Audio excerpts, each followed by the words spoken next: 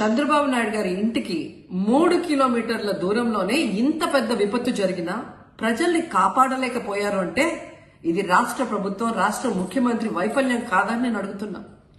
ఈరోజు కరకట్టు మీదున్న అక్రమ కట్టడాలని కాపాడటం కోసమే విజయవాడని ప్రజల్ని ముంచేశారు అనటంలో నిజం లేదా అని నేను అడుగుతున్నా.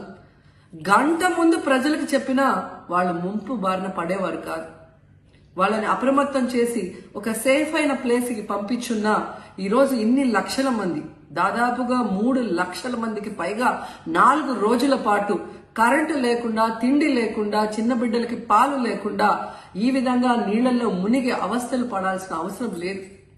దురదృష్టం ఏంటంటే ఈ రాష్ట్ర ముఖ్యమంత్రి నుంచి మంత్రుల వరకు ఎప్పుడు ఫ్రైడే వస్తుందా, ఎప్పుడు హైదరాబాద్కి వెళ్దామా, లేదా ఎప్పుడు విహారయాత్రలకు వెళ్దామా అని ప్లాన్ చేసుకోవడంలోనే చిత్తశుద్ధిగా ఉన్నారనేది ఈ 5 రోజులు మీరు చూస్తే మీకే అర్థమవుతుంది. 30వ తేదీ భారీ వర్షాలు వస్తాయని ముఖ్యమంత్రి గారికి, మంత్రులకి 28వ తేదీనే వాతావరణ శాఖ సమాచారం అందించినా ఎటువంటి సమీక్షలు లేదు, ఎటువంటి ముందస్తు జాగ్రత్తలు లేదు, ప్రజల్ని కాపాడాలన్న చిత్తశుద్ధి లేదు అనేది స్పష్టంగా అర్థమవుతుంది. ఎందుకంటే ఈ రోజుటి వరకు 4-5 రోజులు ప్రజలకి తిండి అందించడంలో ఈ ప్రభుత్వం విఫలమైంది.